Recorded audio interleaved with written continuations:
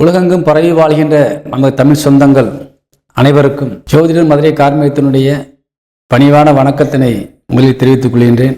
இந்த வாரம் மார்ச் மாதம் 3ஆம் தேதி 2025, தமிழுக்கு மாசி மாதம் 19ஆம் தேதி திங்கட்கிழமை முதல் மார்ச் மாதம் 9ஆம் தேதி 2025 மாசி மாதம் 25ஆம் தேதி ஞாயிற்றுக்கிழமை வரை உள்ள இந்த வார ராசி பலன்களை இப்பொழுது காண இருக்கின்றோம். இந்த வாரத்திலே ஒரு மிக முக்கியமான ஒரு கிரகம் 4ஆம் தேதி வக்ரமாகின்றது. அவர் அசுர குரு என்று அழைக்கப்படுகின்ற சுக்கிரன் வக்ரமாகின்றார். சுக்கிரன் உச்ச பலத்திலே வக்ரமாகின்றார். இதனால் பலருக்கு அதிவிரைவான ஒரு நல்ல செயல்களும் நடக்க இருக்கின்றது. சிலருக்கு அதிவிரைவான வீண் செலவுகளும் ஏற்பட காத்திருக்கின்றது. குறிப்பாக திரைத்துறையில் இருக்கின்றவர்களுக்கு, கலைத்துறையில் இருக்கின்றவர்களுக்கு, இப்படி முக்கியமாக பல விஷயங்களிலே ஒரு ஆடம்பரம் சார்ந்த விஷயங்களிலே சம்பந்தப்பட்டவர்களுக்கு கண்டிப்பாக இது ஒரு முக்கியமான நிகழ்வுகள் நிறைய நடக்க காத்திருக்கின்றது. அதனால் இந்த வார நிகழ்வை கண்டிப்பாக காண வேண்டும். கொடுக்கப்படுகின்ற ஒரு குறிப்புகளை கவனமாக குறித்து வைத்துக்கொண்டு அதன்படி நடந்தால் நிச்சயமாக அனைத்தும் நன்மையாக மாறும் என்பதை கூறி இப்பொழுது ராசி பலன்களை காணலாம். பாருங்கள். ரிஷபராசி நண்பர்களுக்கு இப்பொழுது உங்கள் ராசி பலன்களை நாம் காண இருக்கின்றோம். ரிஷபராசிக்கு அதிபதியாக விளங்கக்கூடிய சுக்கிரன் லாபஸ்தானத்திலே அமர்ந்து உங்களுக்கு பல நன்மைகளை செய்து அருள்பாலித்து கொண்டிருக்கின்றார். எண்ணமும் சிந்தனையும் வெற்றியையும் நோக்கியே இருக்கின்றது. அதே போல எதை செய்தால் நாம் அதிக வருமானத்தை பெற முடியும், எப்படி வாழ்க்கையிலே நாம் நல்ல நிலையை உயர முடியும் என்ற நல்ல சிந்தனைகள் இப்பொழுது உங்களுக்கு இருந்து கொண்டிருக்கின்றது. அதே நேரத்திலே பல கெட்ட சிந்தனைகள், ஏன்னா ரிஷபராசி என்றாலே உங்களுக்கு ஒரு சுக்கிரனுடைய வீடு. அதனால் கண்டிப்பாக ஒரு ஆடம்பரத்திலே அதிகமான ஈடுபாடுகள் இருக்கும்.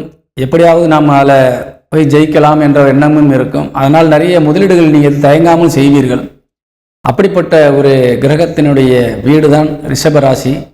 அந்த ரிஷபராசியில் இப்பொழுது குரு அமர்ந்து உங்களுக்கு ஒரு நல்ல வழிகாட்டுதலை செய்து கொண்டிருக்கின்றார். காரணம், வேற எந்த விதமான தீய சிந்தனைகளையோ அல்லது தீய நட்புகளையோ உங்களிடத்தில் அண்டு விடாமல் உங்களை இப்பொழுது காத்து வருகின்றார். உங்கள் உடல் முழுவதும் தெய்வீக சிந்தனையோடு ஆன்மீகத்தோடு இப்பொழுது நீங்கள் இருந்து கொண்டிருக்கின்றீர்கள். அதனால் நல்ல உறவுகள் உங்களை நாடி வந்து கொண்டிருக்கின்றது. பெரிய மனிதர்கள் எல்லாம் உங்களுக்கு ஆலோசனை சொல்லி கொண்டிருக்கின்றார்கள். வாழ்க்கையில் எப்படி வெற்றி பெற வேண்டும், தேவையில்லாத விஷயங்கள் தலையிடக்கூடாது என்ற வகையிலே ஒரு நல்ல சிந்தனை, நல்ல ஒரு அருமையான வழிகாட்டுதல் உங்களுக்கு கிடைத்துக் கொண்டிருக்கின்றது. ஒவ்வொருவரும் ஒவ்வொருவரோட வயதுக்கு தகுந்தாற்போர் உங்களுக்கு இப்பொழுது கிடைத்துக் கொண்டிருக்கின்றது. அதே போல உங்கள் ராசிநாதன் நல்ல நிலை உச்சபலம் அடைந்து நீங்களும் நல்ல புத்திசாலித்தனத்தோடு நடந்து கொண்டிருக்கின்றீர்கள். ஆனால் இப்பொழுது வருகின்ற 4ஆம் தேதி முதல் உங்களுக்கு உங்கள் ராசிநாதன் இப்பொழுது வக்கரகதியை ஆரம்பிக்கின்றார். இந்த நேரத்திலே ஒரு ஏற்கனவே சுக்கிரன் என்பவர் அசுர குரு என்று சொல்லக்கூடியவர், எதையுமே விரைவாக செய்து அதை முடித்து விட வேண்டும் என்ற ஒரு நல்ல ஒரு சிந்தனையோடு இருக்கக்கூடியவர். அதே நேரத்திலே இப்பொழுது வக்கரகம் அடைந்து விட்டால் உங்களுக்கு தாங்க முடியாத அளவிற்கு ஒரு வேகங்கள் இருக்கும். எதையுமே நீங்கள் எதிர்பார்ப்பதற்கு முன்பே செய்து முடித்து விட வேண்டும் என்ற ஒரு கங்கணம் கட்டி கொண்டு இப்பொழுது நீங்கள் செயல்படக்கூடிய ஒரு நபராக தூண்டப்படுவீர்கள். அதனால் கவனமாக இருக்க வேண்டும். ராசினால் லாபஸ்தானத்தில் இருந்தாலும் கூட அதிவிரைவு என்பது நமக்கு சில நேரங்களிலே சில தொந்தரவுகளையும் கொடுத்துவிடும். இருந்தாலும் உங்களுக்கு தெய்வ துணை இருக்கின்றது, கடவுளுடைய அனுக்கிரகம் இருக்கின்றது, பெரியவனுடைய ஆசீர்வாதம் இருக்கின்றது. தாராளமாக நீங்கள் எந்த ஒரு காரியத்தை செய்தால் தைரியமாக செய்யுங்கள். ஆனால் சிறிது கவனம் தேவை. அதே நேரத்திலே வார்த்தையில் கவனம் தேவை. ஏனென்றால் உங்கள் வாக்குஸ்தானத்திலே செவ்வாய் அமர்ந்திருக்கின்றார். செவ்வாய் கண்டிப்பாக 2ஆம் இடத்தில் அமர்ந்தால் சில நேரங்களில் குடும்பங்களிலே சில பிரச்சனை உருவாகலாம், கலகங்கள் உருவாகலாம். அதனால் வார்த்தைகளிலே கவனம் செலுத்தி கொள்ள வேண்டும். குறிப்பாக வாலிப பிள்ளைகள் கொஞ்சம் கவனமாக பேச வேண்டும். இருப்பினும் செவ்வாய் குருவின் நட்சத்திர காலிலே தான் அமர்ந்திருக்கின்றார்.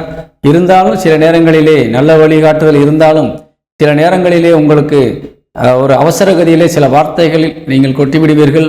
அதன் மூலியமாக பின்னால் வருகின்ற நாட்களிலே சில நேரங்கள் உங்களுக்கு தலைவலியாக மாறிவிடலாம். கவனமாக பேச வேண்டும். எதிர்ப்பை சம்பாதித்துக் கொள்ளக்கூடாது. அதே போல ஏதாவது ஒரு வாக்குறுதியை நான் தர்றேன் அப்படின்னு ஒரு வாக்குறுதி, ஏதாவது இந்த நேரங்களிலே யாராவது உங்களிடத்தில் உதவி என்று வருகின்ற பொழுது தட்ட முடியாமல் நீங்கள் வாக்குறுதியும் கொடுத்து விடுவீர்கள். அதாவது நான் உதவி செய்கிறேன் என்ற வார்த்தையை சொன்ன பின்பு அதை தட்டாமல் கொடுக்க வேண்டிய சூழ்நிலையும் ஏற்பட்டுவிடும். அதனால் நீங்கள் எதை செய்ய முடியுமோ அதை மட்டும் செய்யுங்கள். ஒரு கொடுத்து விட்டோமே வாக்குறுதி என்பதற்காக வீட்டில் இருக்கின்ற இருப்பை காலி செய்து கடைசியில் கொடுக்க வேண்டிய சூழ்நிலை தள்ளப்பட்டு விடுவீர்கள். வாக்குறுதியை காப்பாற்றுவதற்காக காரணம், உங்கள் ராசியிலே இப்பொழுது குரு அமர்ந்திருக்கின்றார். வாக்குஸ்தானத்திலே இருக்கின்ற செவ்வாயும் குருவின் சாரத்திலே அமர்ந்திருக்கின்றார். சொன்ன வாக்கை நிறைவேற்றியே ஆக வேண்டும் என்பது உங்களுக்கு ஒரு லட்சியமாக மாறிவிடும். அதனால் சொல்வதற்கு முன்பு கொஞ்சம் கவனமாக யோசித்து செய்யுங்கள், சொல்லுங்கள். அப்பொழுதுதான் நீங்கள் செய்வதற்கு எளிதாக இருக்கும். முடிந்ததை செய்யலாம்.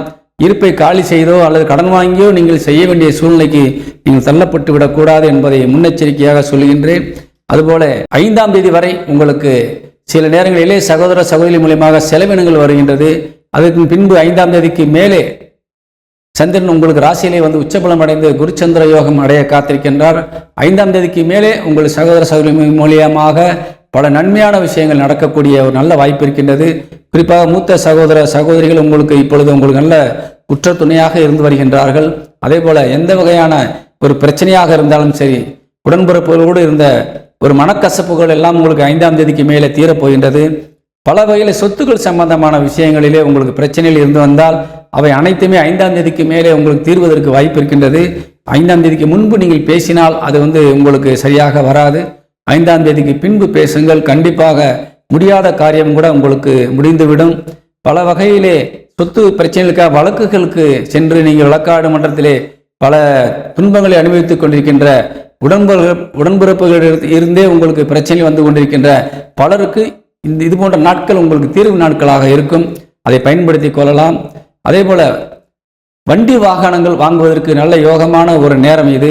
நீங்கள் தொழில் ரீதியாக தொழிலுக்காக, குறிப்பாக விவசாயத்திற்காக ஒரு வாகனங்கள் வாங்க வேண்டும், ஆடு மாடுகள் வாங்க வேண்டும், இப்படி ஏதாவது நினைத்திருந்தால் அல்லது விவசாய நிலங்களே வாங்க வேண்டும் என்று நினைத்திருந்தால் இப்பொழுது நீங்கள் வாங்குவதற்கு ஒரு நல்ல அருமையான யோகமான காலமாக இந்த வாரம் விளங்கி கொண்டிருக்கின்றது. தாராளமாக வாங்கலாம். ஒரு நல்ல ஒரு உதவியும் கிடைக்கும்.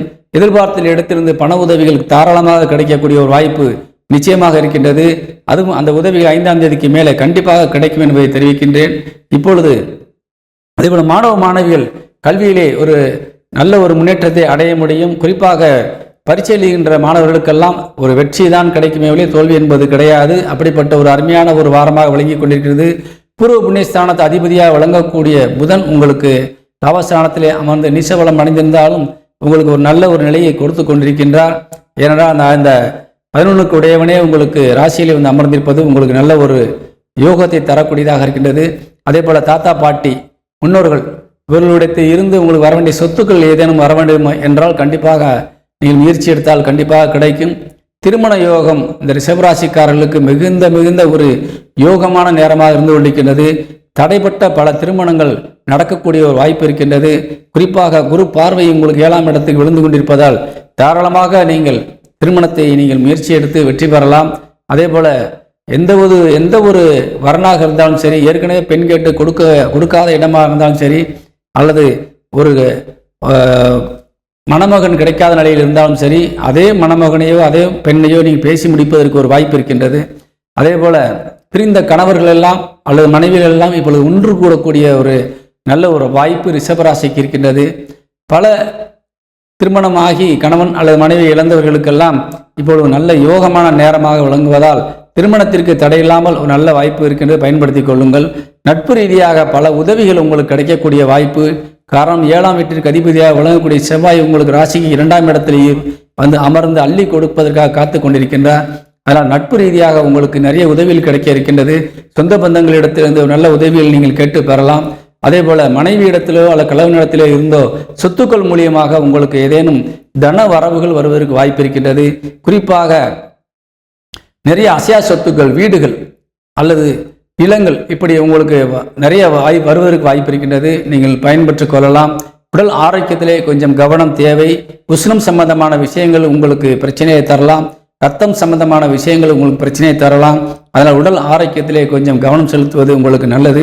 தொழில் ரீதியாக நீங்கள் எந்த விதமான ஒரு தயக்கமும் இல்லாமல் நீங்கள் தாராளமாக சாதிக்கலாம். காரணம் உங்களுடைய 10 தொழிற்சானாதிபதி சனி ராசியிலே அமர்ந்து ராகுவினுடைய சாரத்தில் இருப்பதால் குறிப்பாக வெளிநாட்டில் இருக்கின்றவர்களுக்கும் சரி, வெளிநாடுக்கு செல்லக்கூடியவர்களாக இருந்தாலும் சரி, வெளிநாடுகளுக்கு சென்று தொழில் செய்து திரும்பி வரக்கூடியவர்களாக இருந்தாலும் சரி, அல்லது பிறந்த இடத்தை விட்டு வெளியிலே சென்று தொழில் ரீதியாக சாய்த்து கொண்டிருக்கின்றவர்களுக்கும் சரி, இந்த வாரம் ஒரு அருமையான வாரம். நிறைய வருமானங்கள் கிடைக்கும், தனவரவுகள் அதிகமாக கிடைக்கின்றது. அதே போல் மருத்துவத்துறை, விவசாயத்துறை, இந்த மாதிரி விஷயங்களில் இருக்கின்ற ஒரு நல்ல ஒரு சனியின் சம்பந்தப்பட்டமான ஒரு தொழிலை சார்ந்தவர்களுக்கெல்லாம் இது ஒரு யோகமான நேரம். நன்றாக பயன்படுத்தி கொள்ளுங்கள். கால்நடையை வளர்ப்பவர்களுக்கு ஒரு நல்ல யோகமான நேரம். வீடுகள் கட்டி இருப்பவர்களுக்கு இது ஒரு நல்ல யோகம். ரியல் எஸ்டேட் துறையில் இருப்பவர்களுக்கு. அதனால் நீங்கள் தாராளமாக இந்த வாரத்தை பயன்படுத்தி வெற்றி பெற வேண்டும். சுக்கிரன் 4ஆம் தேதிக்கு மேலே வக்ரம் அடைய காத்திருக்கின்றது. அந்த சுக்கிர பகவான் உங்களுக்கு 5ஆம் இடத்தை பார்க்கின்றார். அதனால் முன்னோர்கள் சார்ந்த விஷயங்களுக்கு நீங்கள் தெய்வ வழிபாடுகளுக்கு முக்கியத்துவம் கொடுங்கள். இறந்தவர்களுக்கு நீங்கள் கண்டிப்பாக ஒரு வழிபாடு செய்ய வேண்டும். அவர்களுக்கு செய்ய வேண்டிய கடமையை நீங்கள் கண்டிப்பாக செய்தால் நிச்சயமாக இந்த வாரம் உங்களுக்கு வெற்றிகரமான வாரமாக இருக்கும் என்பதை கூறி விடைபெறுகின்றேன். இப்பொழுது இந்த ரிஷப ராசிக்கு அதிர்ஷ்ட எண் 6.